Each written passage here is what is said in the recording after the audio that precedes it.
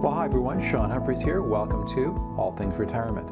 Well, in this installment, we're going to talk about the bulls and the bears, to take a look at the big picture and to give you an historical perspective. Very important discussion given the market volatility that we've experienced of late.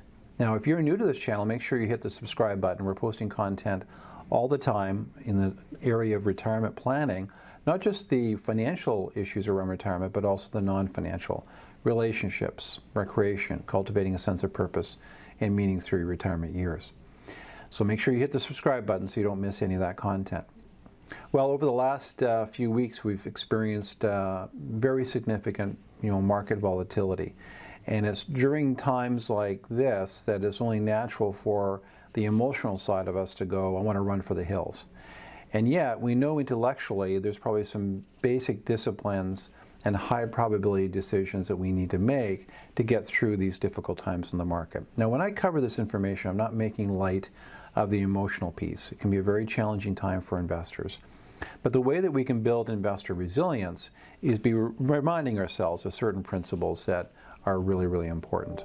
Now, for many of you, this might be the first, bear market you've really experienced. And on top of that, we have this COVID-19 virus pandemic that really was a catalyst for the downturn in the economy and the resulting downturn in the stock market. So it's a very surreal time. But I think the principles we'll talk about are still relevant. Now, when a lot of you are looking at your portfolios, maybe a number of years ago, you began putting stocks or investments that are tied to the stock market in your portfolio. And the reason you did that is you either through your own research or by working with an advisor, you came to the conclusion that you needed some growth assets, stocks in your portfolio to drive up the performance over time so that you would achieve your financial goals and objectives. Now, you probably had a discussion that talked about the average expected returns in the portfolio, right? That's what you focused in on. You had a plan, you had a roadmap, and this is what you needed to achieve.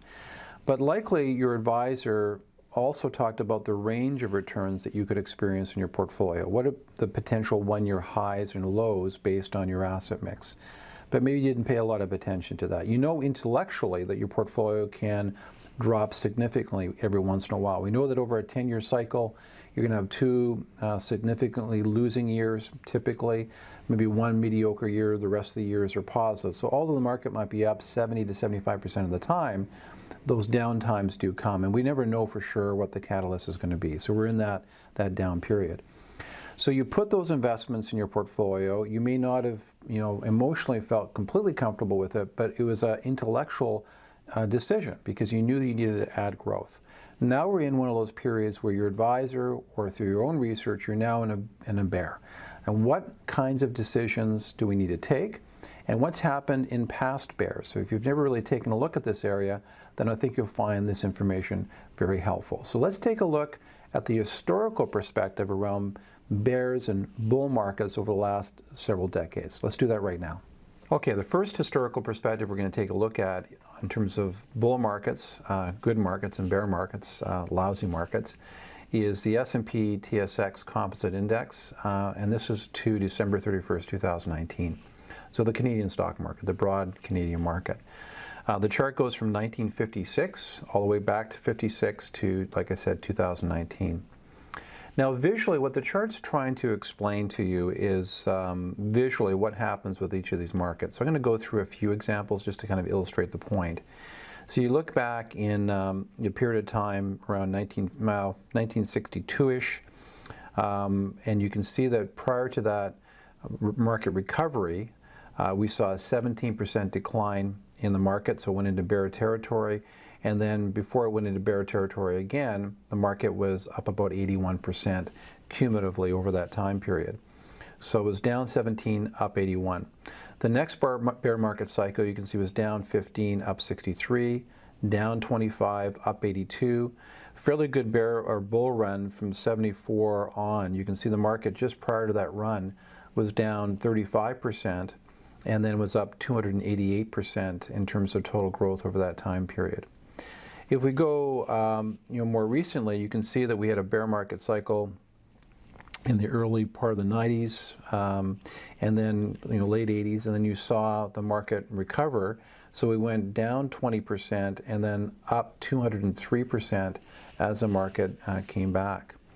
We have the 2008 financial crisis that many of you watching this video either experienced or remember, and that market was down 43% at its worst in terms of the Canadian market, and then we saw recovery. Now, again, when you look at these lines, it's not a straight line recovery. I mean, there's ups and downs, but in general, the market didn't go into sustained bear territory, and we were up about 190% from 2008 onward.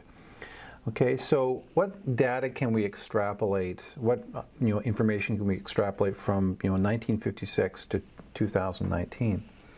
Well, the average gain in the bull market was 129%. The average length of the bull market or good market was 54 months.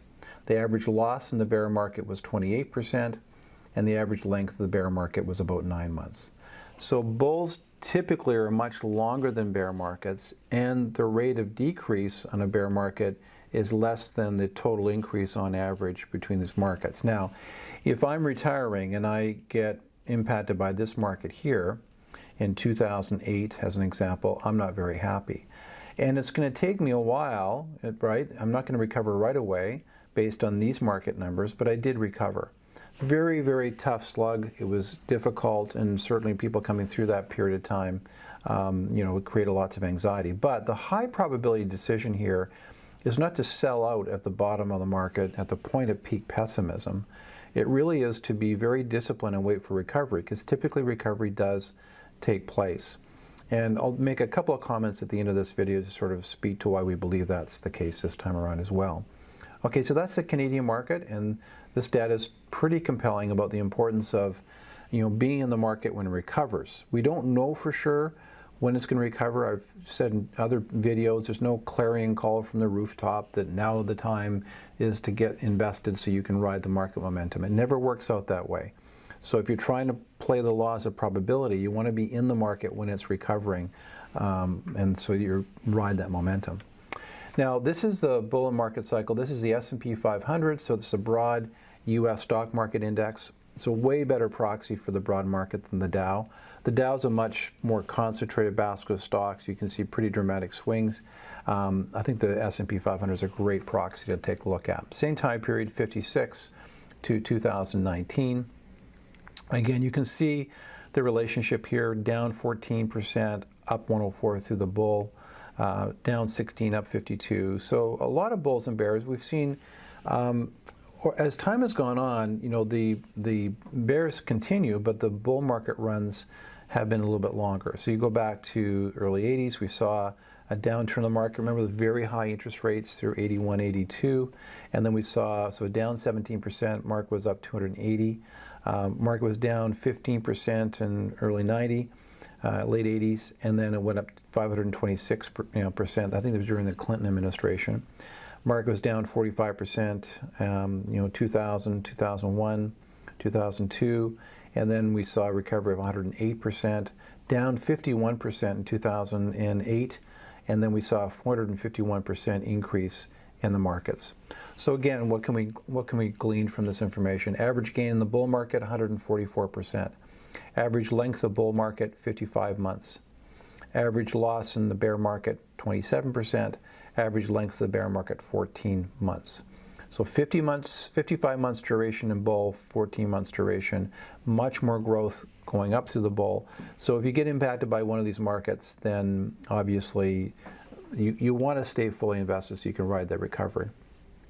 A couple of things about the current market. So this will date the video a little bit, I know, but I think it's important to keep in mind because these principles are relevant through various cycles. What's happened is the bond market's rallied, but that's pushed down bond yields. As well, central banks have pushed rates down significantly to try to support the economic and financial markets.